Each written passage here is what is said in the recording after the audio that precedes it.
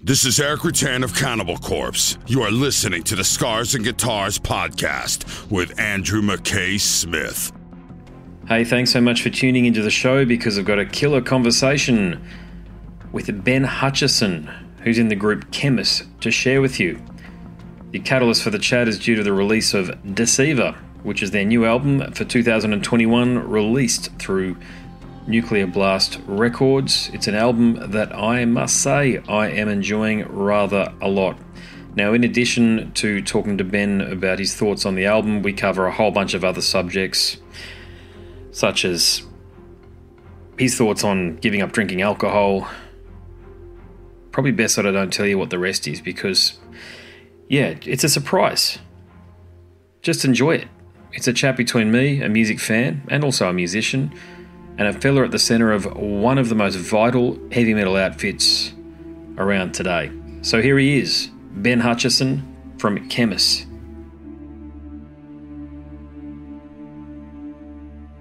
Hello. Good morning from me, which is good afternoon to you. So how are you? I'm doing all right, my friend. Just had a nice lunch with my wife downstairs, and now I'm here to speak with you. How's nice. Stuff on your... Yeah, it's great. It's great. I like doing these because it's 5 o'clock in the morning here for me, mate, but they're perfect. You know why? Because I've got 2 young kids and it gets me up and going and motivated and out and about. And provided you can deal with brutal morning opening sessions, and I can these days, I've trained myself to do it, mate. It's the best time of day to be having chats. Yeah. One of the unexpected joys of getting older I've found is that I like mornings. A thing that I never thought I would say, and a thing that I thought was always a very old person thing to say. Yeah, but totally, isn't it? There's something, there's something almost kind of magical about it. Like when you're up, and you know that it, like everyone else, in your neighborhood or whatever is still sound asleep. It feels like you've got secret, like a secret time all to yourself. It's good stuff. The only challenge, I suppose, is I still drink, you see. I don't drink heavily, but I do like to drink high-quality vodka, let's face it. And that having a few bevies the night before doesn't exactly mix well with waking up at this time. So I only give myself Saturday nights these days. Yeah, I could absolutely imagine when I was still drinking mornings. I mean, I think that's part of the reason that I never thought I would be a morning person is I drink heavily for a very, very long time. And I was like, well, fuck, if I'm up till 2 o'clock in the morning drinking, why would I possibly try to get up at 7 a.m.? Well, if I don't stay up till 2 o'clock in the morning drinking, it's a lot easier to do that. How did you stop drinking? In my case, I sort of hit a point where I knew I was going to get sober anyway. I come from a very long line of very, in a sense, successful alcoholics in the sense of lots of people that drank heavily until they died. So I knew that it was going to have to go sooner or later. And I realized sort of like in my early 30s, I guess, I was like, as it takes more and more booze to get me where I'm trying to go. And then that led to the question of, well, where am I trying to go? And, why am I drinking daily and why am I drinking so much? And then finally on my, I think it might've been it was 32nd or 33rd birthday, a few days before, my wife and I split a bottle of wine and I had 1 shot of tequila. And I got up the next day and I felt like, every adage, I felt like a truck had hit me. I felt like a bomb went off in my head. Like I didn't have that much and it was awful. And I couldn't get out of bed. And I was like, look, this is dumb. Why am I doing this? I don't even enjoy doing this anymore. It's time to try something else. So I just quit. I read this one book called This Naked Mind. It's okay. It was like, it told me a lot of stuff I already knew, some new stuff, but I get sober because I knew that I was going to need to do it sooner or later. And I was like, if I'm not having fun, why am I doing this at all? Getting sober and then quitting my job as a teacher and then, last year, the pandemic hitting meant that I didn't have to spend all that money that I used to spend on drugs and alcohol. I could do things like pay the rent and keep the lights on. So, fortuitous that I got sober when I did. Yeah, I can see, not that I have a problem, by the way, or that by drinking causes any issues, but my father died young and he didn't drink a drop in his life, I got to say. But that's the warning, isn't it? Yeah. Because... Yeah, exactly. See, my dad died of a stroke when he was 68, I think, 69. So not super young, but... and it was absolutely caused by lifestyle.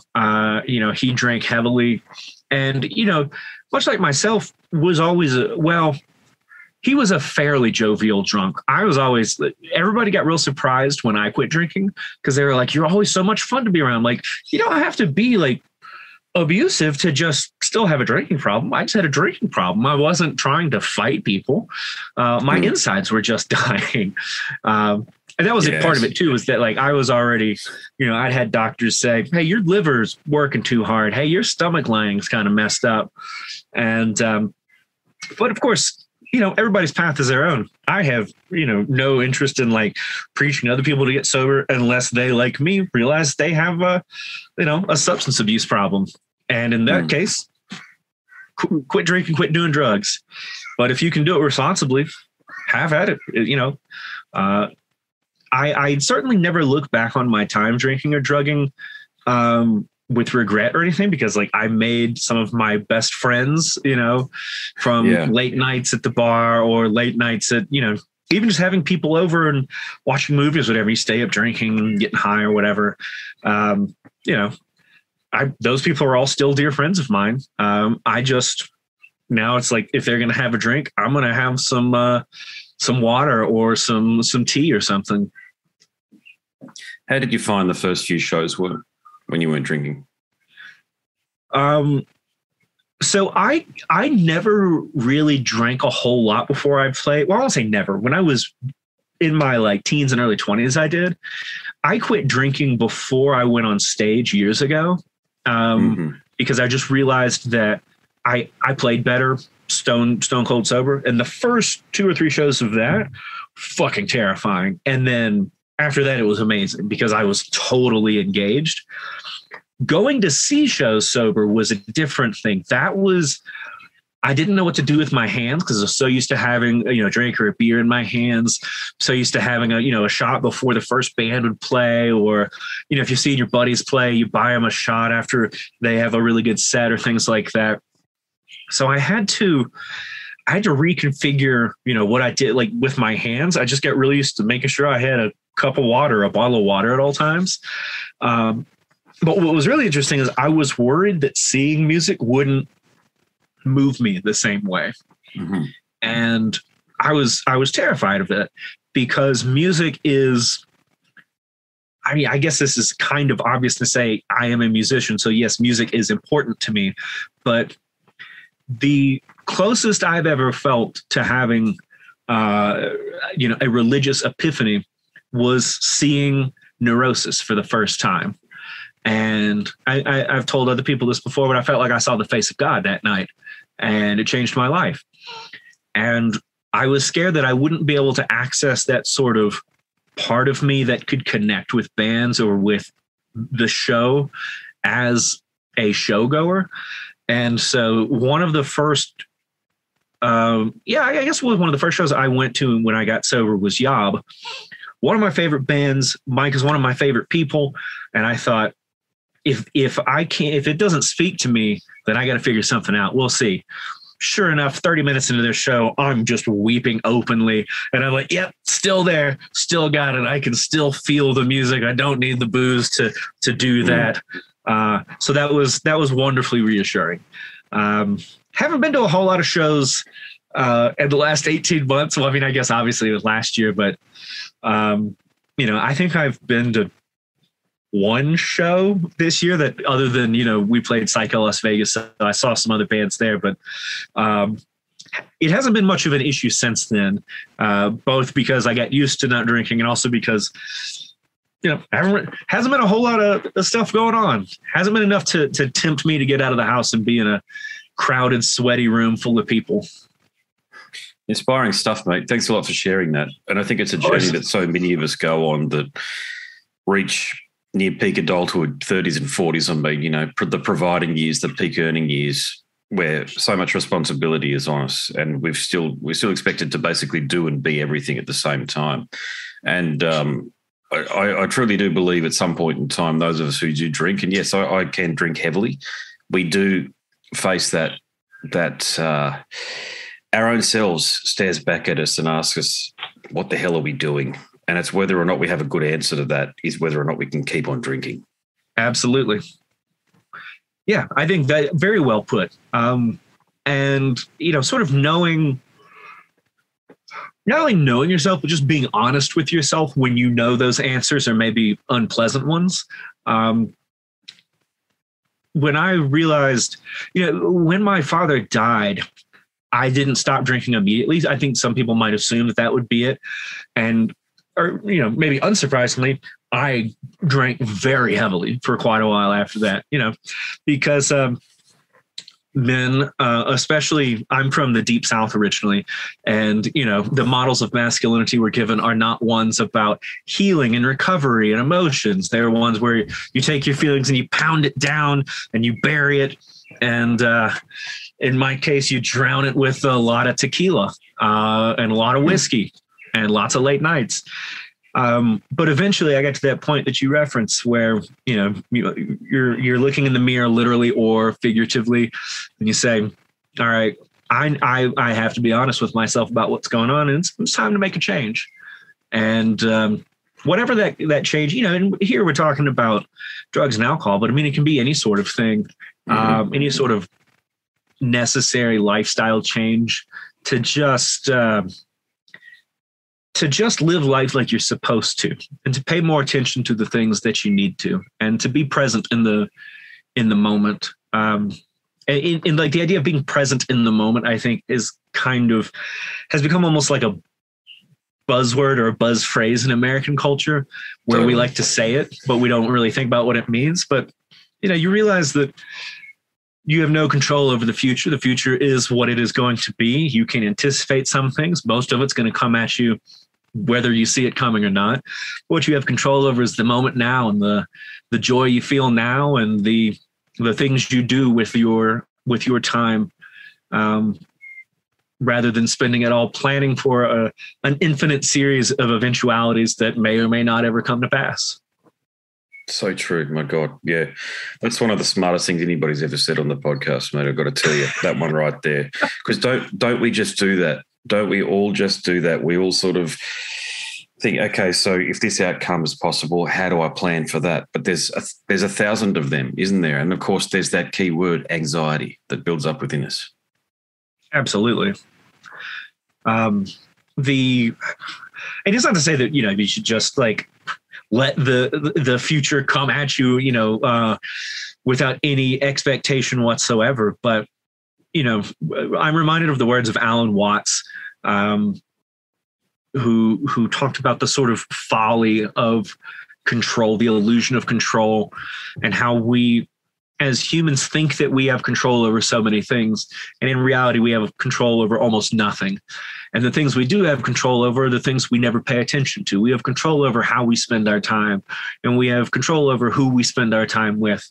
But instead, we waste our time trying to make plans about how to make more money and how to buy more stuff and how to have a bigger house and how to, how to succeed at the expense of our own physical or emotional well-being or the well-being of other people. And, at the end, we all get to the same finish line. You can either wind up on your deathbed surrounded by expensive wares and with large numbers in your bank account, and then you're still going to die. And then someone else is going to take that stuff. Or you can get to that finish line and you can have spent your time mindfully and trying to lessen the suffering in your own life and in other people's lives, and to, feel joy and share joy and to create something that is meaningful in your own life, because either way, you're going to die. But one is a life that, to me at least, is much more worth living than the other. You get to the end of your life and all you have to show for it are material goods. I don't think you've lived. I think you've passed through, but you haven't done anything. You haven't spent the sort of cosmic lottery ticket that you won of existence in a compelling way. There's a lot better ways to spend your time. And of course, with a caveat that, like, yeah, look, we all got to pay the bills. We all got, yes, make sure you got enough money to go to the doctor. I'm not advocating that everyone go out and live in the woods or anything. I'm not an outdoorsy guy at all. I would get eaten by a bear immediately if I went into the woods. But a life spent in pursuit of material wealth and prestige is a life squandered. And that's a realization that I only had in the last year and a half or so. And it has it continues to inform how I walk through this world and the things that I say. And hopefully I'm able to keep it in mind often enough that I can walk the walk that I talk. It's a good opportunity for me to pivot into the reason for our chat, actually, because, yeah, you are, walking the talk as you described there. I mean, doing what you do with your role at your university is one thing, but then being part of a killer heavy metal outfit that does bring joy to people's lives is yet another thing, because that has global reach. Okay. And this new album is called Deceiver. And look, I'm fairly familiar with your work, and I'd never expect you to remember these things, but we've had a chat in the past, and it was a killer conversation. I think it was after you released Desolation, or maybe one of the EPs. I can't recall now. But look, I was trying to find, talk about superlatives and appropriate descriptors. I just think Deceiver is yet another wicked installment in the saga that is the Khemmis catalogue. So all of the cuts on the album, they're over 5 minutes, and there's a couple there that are over 8 minutes. So this is music for the deep thinker. Certainly don't put this on in the background and go about what you do. It actually commands your attention. But you've dug deep into the riff vault, and you've thought hard about the arrangements too. Not that you haven't done it in the past, but I truly feel like as though you've nailed the arrangements this time around, because everything feels like it's where it's supposed to be, and that's hard to do over 8.5 minutes. So would you say that you refined what you did across Desolation on this album, Deceiver? Yeah, I think that Deceiver is the most fully realized Khemmis. I can look back and say, when we were writing Desolation, hindsight being what it was, we were thinking this or we were thinking that. But I can say with absolute certainty that when it came to writing Deceiver, we, for the first time, knew that we weren't listening to critics, real or imagined, as we were writing it. When we were writing Desolation, Hunted had done so much more than we ever expected one of our albums to do. And so suddenly people were paying attention. And although we've always had the approach of, let's be honest with our music, let's write the album we want to write, we also knew that we had attention on us for the first time, in a bigger setting. And, given a few years of, playing live after the release of Desolation, and sort of maybe growing comfortable and confident within Khemmis as a band that people from around the world were listening to, we felt a particular kind of confidence that we knew what the heart of Khemmis is, and we knew what Khemmis was about.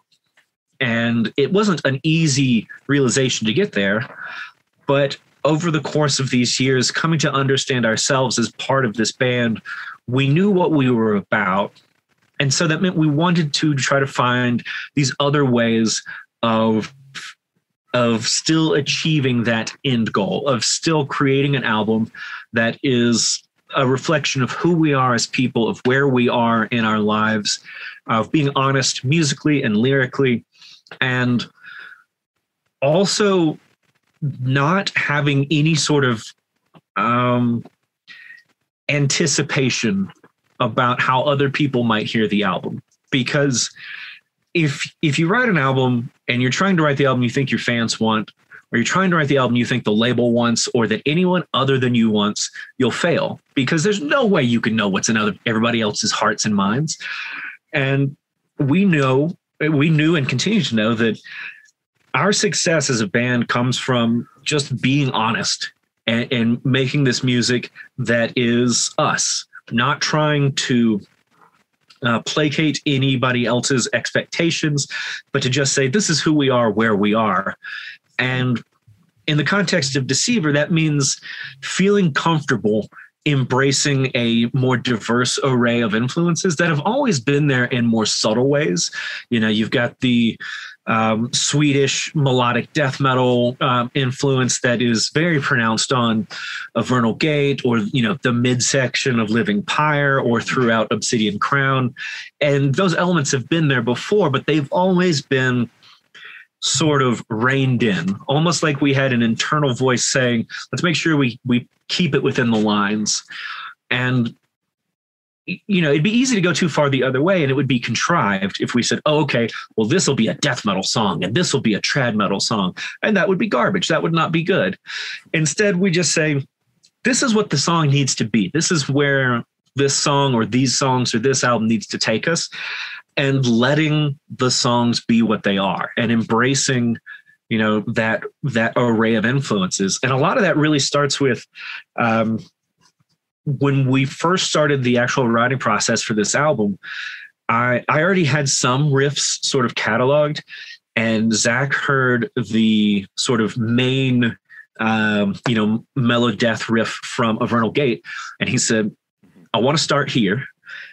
And I think this needs to be our sort of philosophical starting point for the album. Like, what does this mean? Because it is different from, or at least it can be different, from what people have heard from us in the past, but it's not, unheard of. It, if he played a slow drum beat behind it, it might sound like something from an earlier record, but just not feeling like we needed to shroud it in any sort of, disguise, that we didn't need to shy away from saying, yeah, this is our love letter to, At the Gates and Dismember, or this is our love letter to second wave black metal, or yes, this riff is absolutely us channeling Judas Priest, and just letting it be that, and trusting in ourselves individually and collectively enough to know that once we put these ideas through the Khemmis machine, that it's going to come out sounding like it's supposed to, that we have enough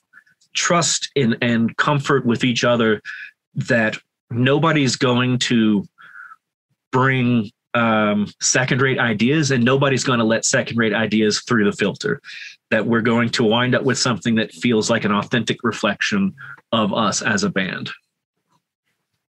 Great response. And it leans into my next point, which is that you seem to have made Deceiver more of everything that Khemmis is known for, because it is heavier. I'm so glad you talk about the new wave of Swedish death metal element there, that wonderful element that you bring in from At the Gates and all of those killer Swedish bands from the 90s, because you guys do it better than almost anybody else. Thank you. But I like the other thing too is the drone passages. They hit harder. Okay, so you're talking about bands like Neurosis and Yob. I can definitely see it's not that you're doing what they do, but I can now hear the reference. I hadn't made that link previously. Sure. But the melodic introductions, they're just a touch more sinister. They're a touch more minor key, if you know what I'm saying. Sure. So I guess my question that I'd planned is kind of redundant, which is that if you recognise that you were doing that, was it intentional? But from the perspective that when you were sitting down and writing, and do yourself and Phil, do you actually talk about these things at length prior to actually picking up a guitar and strumming some chords and seeing what you can conjure? Sometimes. Sometimes we're generally going to start with a riff as it that already exists as a starting point. Maybe one of us has demoed something out or brought it into the practice space, and then sort of honing in on why this particular riff is speaking to us. Why does that feel like the starting place for a song?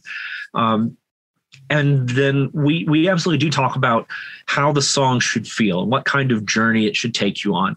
And those all sound like really, highfalutin ideas, but it's important for us to make sure that we're on the same page. Not just the two of us, but Zach as well.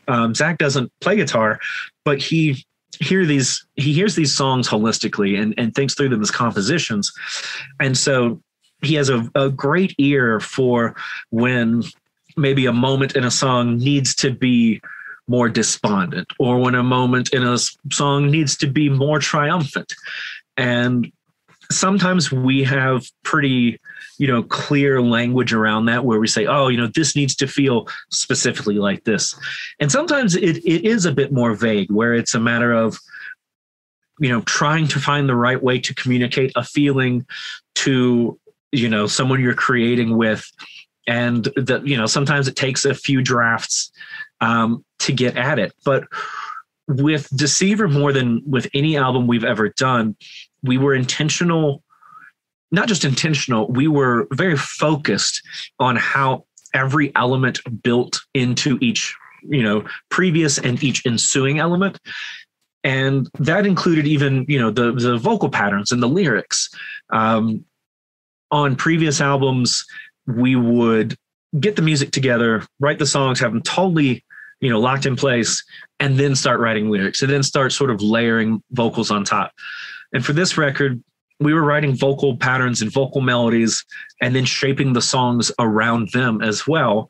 And, there are a number of times where we found that those ideas helped us clarify what we were trying to do in the song, whether we were trying to. So for instance, I can think of a few examples here.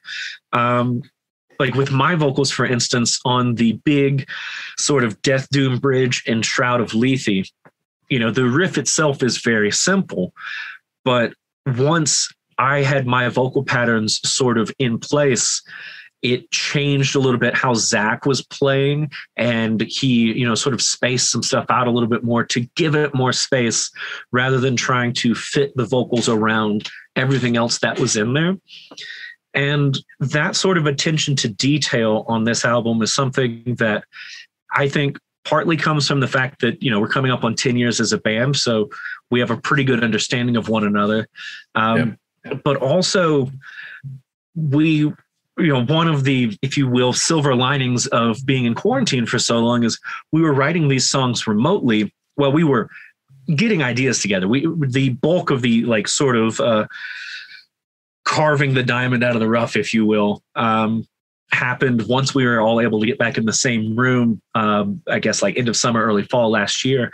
But as we were demoing these ideas out, and Phil and I learned how to use Guitar Pro so we could tab these things out, send them back and forth, which allowed for us to edit each other's ideas in a really interesting way. So instead of saying, I like that riff, but I hate this one note, go change this one note.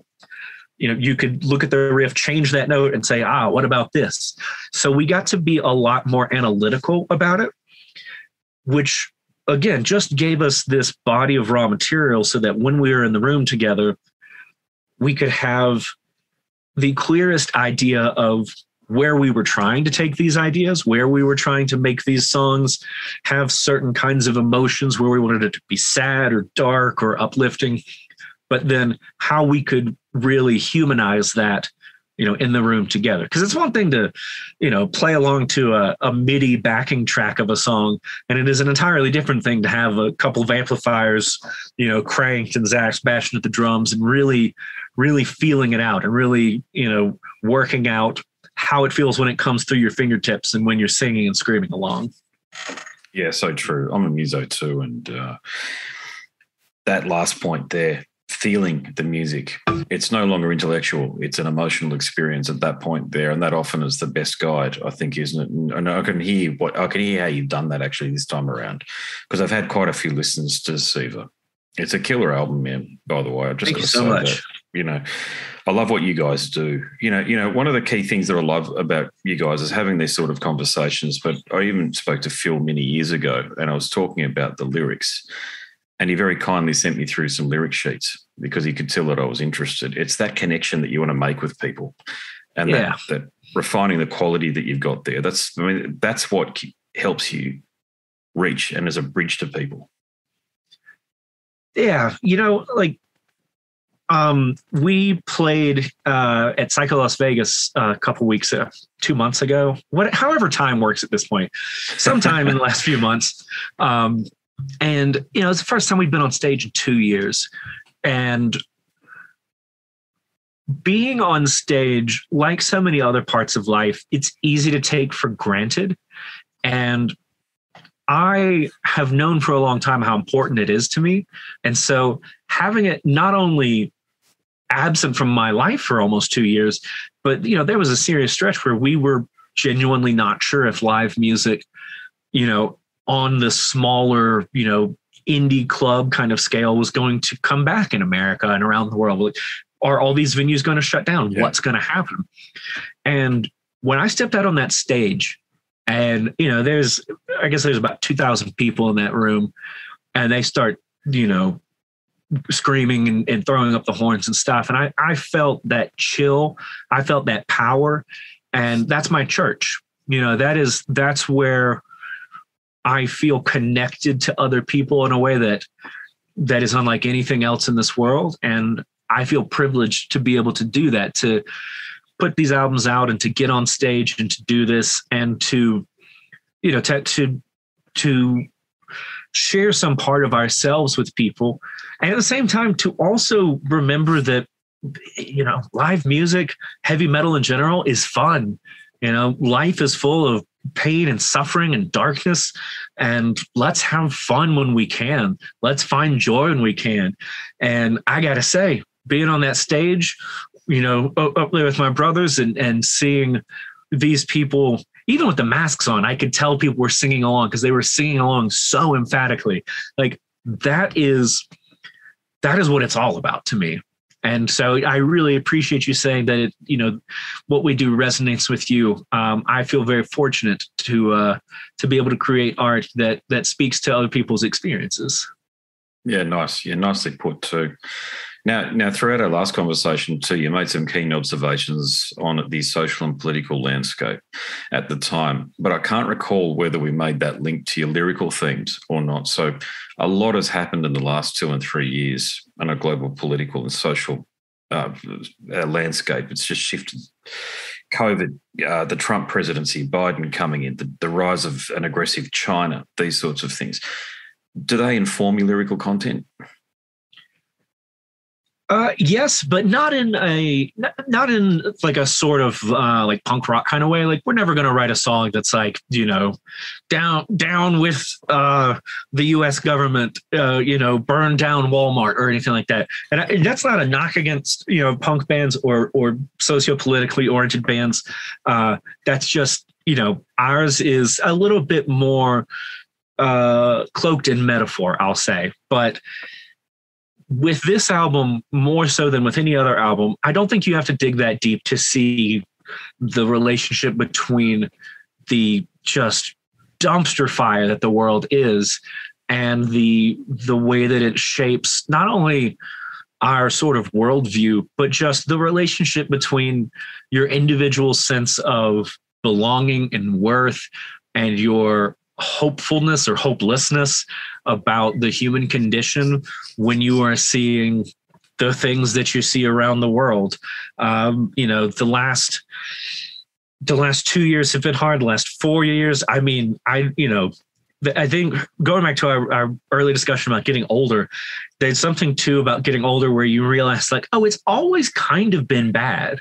Like, this just happens to be the terrible moments that our generation is living through, but it's always bad.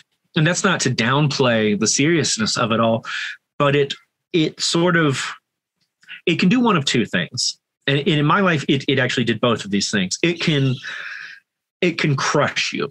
And it can make you feel so hopeless and make you feel so disconnected from yourself and from the world that you lose all interest in life. That the sociopolitical landscape and the initial effects of quarantine combined with, in my case, undiagnosed and untreated mental illness was really, really bad and really dangerous. But through professional help and medication and an amazing wife who's been very supportive, I find myself in a very different place where the world is still on fire and like politicians still corrupt. Money still runs everything. War seemingly never ends. But I can't change any of that.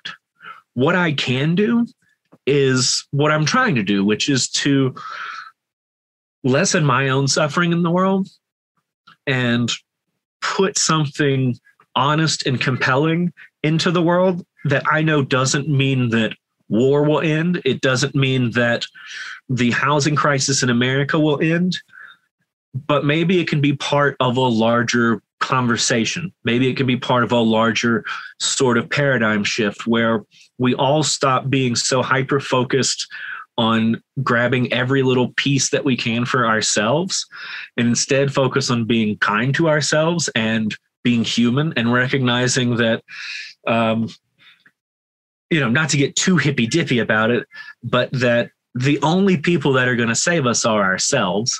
No single one of us is going to do it.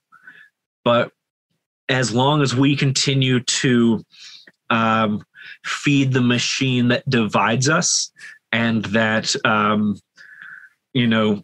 tells us that we need to work ourselves to the bone for $8 an hour and no insurance and food gets more expensive and healthcare is unavailable, but somehow we think that is normal. I like to think that art is part of that cultural shift where we do see that together we have the ability to change things. And that's not to romanticize the idea of like, oh, we're all one people, because there's a lot of bad people doing a lot of bad stuff. I'm not going to say that's not the case. There's a lot of people that their heads are so far up there. I don't know if I can curse on this, so I'll say butts. No, say it. Go for it. People with their heads so far up their asses, either because they are blindly ignorant about how things work, or they are maliciously ignorant about how things work, or perhaps worst of all, they are maliciously hyper aware and they have the money and the influence to continue to divide a population by convincing them that they have less in common than they actually do. Again, I'm not going to be able to fix all those problems. No one person can. But I think that recognizing how those big picture concerns affect all of our lives, I mean, it certainly manifests in our lyrics. And I think in the themes in our lyrics, to sort of bring this back around to your question, just because we aren't explicitly talking about a political moment or a political regime doesn't mean that's not what's driving the song. It's just pulling the focus down a little bit, because saying everything is bad is so broad and so difficult to grasp. But looking at how it affects one's heart, one's mind, if you are so inclined, one's soul, that's where people have a lot more power, a lot more agency. And that's where we realized we have more power and agency in our own lives. And we've tried to communicate that through the lyrics, especially the brief moments of sort of positivity or being somewhat uplifting, maybe. Yep, a lot of insight there. Yeah, we certainly are living through interesting times, and I've personally had that thought a lot that you mentioned there, that life is so long and so difficult for so many of us. And it's almost like if you think it's long and difficult, meaning that if you're a person who just stops for a moment and looks around and looks at the contrast of the wonder that is nature, and then how despicable human nature can be at its very worst, and how often that plays out. We've just seen the fall of Afghanistan yet again. And you think, I mean, Blind Freddy could have seen an interventionist war like that would lead to catastrophe regardless in that part of the world. But to see it actually play out, what we all, so many of us, no doubt you and I, so many people listening saw happening in 2001 and said, don't. And then that happens. But then right on my doorstep here, just to contrast that, and I hope it's not an absurd point, but we've got the Great Barrier Reef, one of the true wonders of the not just the natural world, but the world in general. We live in a world with both these contrasting things, and it's a lot for us as conscious entities, as sentient beings to take in and to wonder, how do we process all of this stuff here? And I've got to say, music is a great way to do that. And even deeper than that, your music is a great way to make sense of that, because we have to have something that takes us to a better place. Thank you for saying that. Yeah. I'll never claim to be the most enlightened guy in the room or the smartest guy in the room, but I do think that one of the, I don't just think this, I know that one of the things that I am most grateful for is the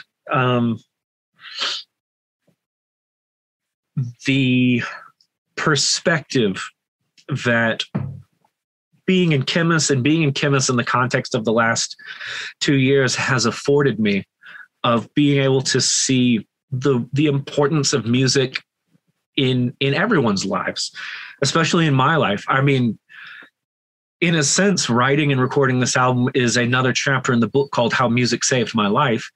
But in another sense, this is its own book called How Music Saved My Life. And I don't think that any one artist or any one body of work is going to be universally able to produce that same experience, but it doesn't need to be. That's why we have different kinds of music. That's why we have different kinds of art. And one of the things that I hope for, and I think is absolutely necessary for the continuation of the human race, is for us to rediscover broadly why art has always been such a big part of our lives, and what art does to reflect the world back to us, what art does to give us something to aspire to, what art does to remind us, and this is certainly the case with our music, I hope at least, to remind us that we're not alone, that everything is so overwhelming so often, and it can be so easy to feel hopeless. And that's okay. It's okay to feel hopeless. It's okay to feel overwhelmed. When you recognize you're not the only one that feels that way, when you recognize that when you put on whatever album, maybe it's Deceiver or whatever this piece of heavy metal is, and you know that it's spoken to other people in that same way, it's a reminder that we are capable of more. And I think that art at its best has always provided us those things. And there's been a shift in the last 150 years or so, especially not exclusively in America, but America's got it real bad. But the denigration of art as a whole, and the sort of reduction of art to only an economic product, if it can't be bought or sold, then it is of no use, is a terrible mentality to have. And yet when people pursue a career in the arts in America, and again, throughout the world as well, they're told that, they need to grow up. They need to get a real job. That's the kind of thing you can do for a hobby, but it doesn't matter. And it's like, kiss my ass. Like, being an investment banker doesn't matter. So true. So glad you say that. Being the city mayor doesn't matter. Like, mayors can do some good, but let's be honest, they're not even making the right decisions most of the time. Like what even is an investment banker? What's a hedge fund manager? I don't even know what a hedge fund is, but it's not making the world better. You're not giving people hope. With hedge fund managers, you're exploiting one way or another a system predicated on predatory practices for the working masses. You're just taking and taking. Art does so much more. And art, to go back to that moment on stage at Saga Las Vegas, I almost felt like a balloon man who was suddenly reinflated. Like, there was this part of me, this dimension of me that I'd almost forgotten existed. And it's not just about being on stage. It's about being part of creating art, because a show is only a show because the crowd and the band are doing what they're supposed to do. And that's the beauty of art. That's what art does for us. It reflects these things back to us. It gives us hope. It soothes pain. It does all of these things. And we as a species have we got to get it together in a lot of ways, but the importance of art across the board and for nearly innumerable reasons has to be rediscovered and embraced, or else we're screwed. I've long said, mate, and your comments echo this sentiment, that fuck the bankers and the greedy, the career politicians. If it's not for the musicians, the actors, the acrobats, the weirdos, the vagrants, the poets, even if I can say, courtesy of our conversation up top, the drinkers, mate, and the smokers, okay? We are the ones that are taking the world forward. The reason why, because we are thinking thoughts that are yet to be conjured and then trying to make sense of them through our art, okay? And you talk about hedge fund traders and all these speculative traders. I mean, the fact that there exist products out there in financial markets where people are gambling with our money on whether or not a stock will increase or decrease in value and are making money on that trade regardless of the outcome is absolutely fucking psychopathic. I just simply can't understand as human beings why people engage in that behaviour and then sit back and think they've achieved absolutely anything but are adding to complete misery. Yeah, it boggles the mind. You know, I try, in my best moments, I'll say, I try to retain a level of empathy where I acknowledge that I can't imagine a lot of lives, but that I can appreciate that they have their own journey. But that only carries you so far. And there are people who, for whatever reason, wind up in such inhumane and predatory lines of quote unquote work that their impact on the world is that of a parasite. In terms of, I mean, in every way, it's their effect on the sort of collective psyche, their impact on the natural world and the incessant devouring of natural resources for, I mean, even if there was a good reason, the rate at which we consume these things is unacceptable.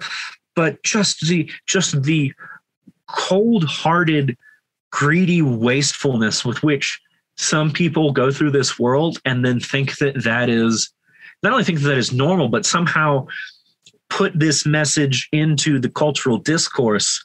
And here, I mean, we can even tie this back to Deceiver, this idea of we receive this onslaught of cultural messages about what life is supposed to be and what you and I are supposed to be. And it's all bullshit. And all it does is convince us to accept our lot in life and to embrace the suffering that is inherent to existence and to fetishize it. I mean, I can't help but think about the image of there's at the beginning of Oliver Twist, and he's like, "Please, sir, may I have some more?" But in the bowl, instead of gruel, it's just fucking suffering. And the idea that if you eat enough of that shit, eventually you deserve to be happy. And what a fucked up way to see the world, to think that you need to hurt and you need to hurt other people, and that your success at the expense of other people's well-being is somehow valid, is detestable and horrifying, and is something that the world could absolutely do without. And anything we can do as artists or just as people to show the folly of that way, and to show that there are a lot of ways to find joy and love in this world, and that greed at the expense of your fellow human is not one of them, then we're doing the good work, and we're making a difference, however small it might seem, to combat that narcissistic bullshit. Yeah, you are doing it in that way. And I've long said it, mate. It's God's work. Okay. What you're doing. Yeah. It truly is. Well, I appreciate that. Anything I can do with my life that begets more kindness and love, the kindness and love that I'm still learning to show myself. I like to think that that's why I'm supposed to be here, and hopefully that that in turn encourages more people to find that love first for themselves and then for the people around them. Because I hate to say this, but the Beatles were right about a lot of stuff. Money can't buy you love. All of the stuff in the world that matters is not the stuff you can get at the store. God, I hate saying the Beatles were right. No, I'm with you. Don't worry. I mean, yeah, John Lennon wasn't exactly the nicest human being. God, look at his relationship with poor old Julian there. Yeah, it's funny you mentioned the Beatles. I've been doing a deep dive on John. Yeah, and he's a very complex man. Was a very complex man. Yeah, I grew up. My old man liked some of their stuff. He was never like a huge fan, but they were one of the bands that he liked that I never came around on. A lot of other bands, like Steely Dan was my dad's favorite band. They are also now my favorite band. Love Steely Dan. But the Beatles, and I think part of it is that, even in the sort of pre-internet age, and I came up in, well, and you as well, like we didn't have access to like everybody's biographies and like 10 different biographies at all times. But even then, like his reputation as being, shall we say, less than saintly was something that even in Mississippi we knew. It was like this guy's kind of a ding dong, which may have also informed why I didn't like the Beatles, because I was like, this guy kind of sucks. Big time. And but at the same time, to whatever extent he was responsible for it, some of their songs, they had the right message. He may have been a ding dong singing those songs, but might have still been getting the right message across every now and then. Yeah, indeed. Hey, look, I'll make this my final question for you, and I'm going to end on a lighter note if that's okay, because I've got to be upfront and say that I've long felt that Smooth by Carlos Santana and Rob Thomas is a candidate for one of the worst songs ever written. But somehow you've redeemed it. You've done it. I've had to rethink my take on it because you've covered it and you've improved it. How'd you do it?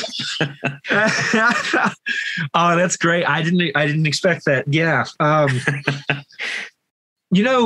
of the things that I did during quarantine was, I was writing the Khemmis album and all that, but I was like, I have all this time. Like, what can I do? And I'd had the idea of, taking songs that I hesitate to say that like songs that suck, because like that's super subjective, but also that song does suck. But songs that maybe I wasn't a fan of, but that had become popular all the same, and to try to like reverse engineer it, right? That like these songs were successful for some reason. And we can be real cynical and say, oh, it's marketing. Oh, it's this. Sure. But like there's something to it. And so what I started doing was taking these songs, these sort of pop radio songs that I'd heard when I was, a kid or a teenager, and sort of deconstructing them and figuring out, like, as best I understand it, what makes this song tick. And a couple interesting things came of that. One, that song, I think the reason that song had the success it did is it's that Carlos Santana lick. Like, yeah, it's a pop song otherwise, and Rob Thomas was kind of, a hot item at the time, but everyone knows the do, like it just sticks in your head. Yeah. And as I was thinking about this, I was like, if you play this at half speed, it sounds like Mournful Congregation. You get this like very atmospheric kind of doom hook. And so I dug deeper, and it turns out a lot of these pop songs I shouldn't sound this surprised, but like the instrumentation in them is amazing. Like the chords that the piano and acoustic guitar are playing in that Rob Thomas and Santana song are just incredible, like Latin jazz chord progressions, lots of sevenths, lots of ninths. And by and large in metal, we play power chords. In Khemmis, we've always tried to play bigger, more interesting chords. But even then, like, we're not music theory guys. We don't sit there and go, if you're going to add the 13th here, then it can't resolve back down to the tonic. There's a lot of trusting your gut when we write songs. But it was really fun because, every now and then I like to nerd out on the theory of music composition and sort of how harmonies are constructed and things like that. And so I really had a lot of fun figuring out how to arrange these horn and piano parts for distorted electric guitar. And then what I wound up with was this, I don't know how long it came out being, like maybe 6-7 minute funeral doom song. And then suddenly the lyrics take on this really dark sort of tone where instead of it just being the sort of upbeat, hey girl, I love you kind of song, it has this longing to it that is a little bit sinister. And not all the lyrics sort of work this way. Like there's the one line where it's something like, you hear my rhythm on the radio. And I was like, I don't know about that. And so I changed some of the lyrics. I can't remember what I changed that one to. I think you hear my screaming from hell below or something like that. But it wound up sort of getting the ball rolling for me to try to do this with more songs from the 90s. So I spent quite a while with that Santana song. And then a couple months later, I put out a cover of Come Out and Play by The Offspring, but I turned it into like a sort of Misery Index, Napalm Death, like sort of death grind song. And, by the time I got that one out, we were getting ready to hit the studio. But so it's funny you bring this up because I actually have about a half dozen that I have arranged that once we're out of the sort of pre-album coming out PR cycle, I'm going to start putting them out again, probably early next year. But I've got some real wild ones that I've worked up. I've got, I won't give them all away, but I do have I've got Eagle Eye Cherry. Played tonight. Yep. That one went in a real weird direction. I've got a cover of In the Meantime by Space Hog. Nice. And awesome. That one is What If Weed Eater had written the song In the Meantime. Again, came out real weird. So, it's a fun way to still sort of work those creative muscles and have a little bit of fun. Goes back to the point about heavy metal should always have that little bit of fun. The fun is more explicit, I think, when I'm like, deconstructing 90s pop songs. But, it's a lot of fun. And it gives me a chance to sort of play around with genres that I don't normally get to mess around with.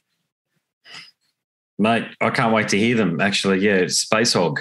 In the Meantime, great tune. I've played covers. That's what I do on stage. I don't play originals music, but I play covers. And God knows how many times I've played Save Tonight, but it deserves to be fucked up. There's no doubt about it. And, well, yeah, when I put it out, I'll give you a shout. And I hope you get a kick out of it. I will do, yeah. Mate, I'll wrap things up. All right, well, thanks very much again. And God bless with everything, mate. And congratulations on everything you've done so far. Hey, right on. Thank you so much, man. I appreciate it so much. Take care and hope to see you when we come to Australia. For sure, mate. No worries. Okay, catcha. So there you have it. Hope you enjoyed it. That was a conversation with Ben Hutcherson from the group Khemmis. If you love that conversation and you want to listen to many more just like it, go across to scarsandguitars.com, where I started to post a lot more of the conversations, at least since about June or July of this year. I had another website which was scarsandguitars.net, and all I could do was put the Whooshka widget, attach that, and you had to search for it, physically search for it. You couldn't actually, use magnifying glass, type in the name of the artist or the musician and search successfully. You couldn't do that with the last website, but with this one here, you can. I haven't uploaded all of the older episodes yet, so if you want them, go across to Scars and Guitars Whooshka, spelled WHOOSHKAA, and there is a search function there. My name is Andrew Mackay-Smith, and I'm the host of the Scars and Guitars podcast series. If you could like, subscribe, share, and all of that bullshit, I'd appreciate it. Even better if you could leave a nice comment. Leave a nice comment, though. Not a bad one. Not a hateful one. There's too much vengeance and hate and dickhead behaviour in this world these days. So if you could leave a message of support, I'd appreciate it. So would Ben, no doubt. So that's it for now. Until next time, take care. Should have some pretty awesome interviews to post for you in the near future. Cheers.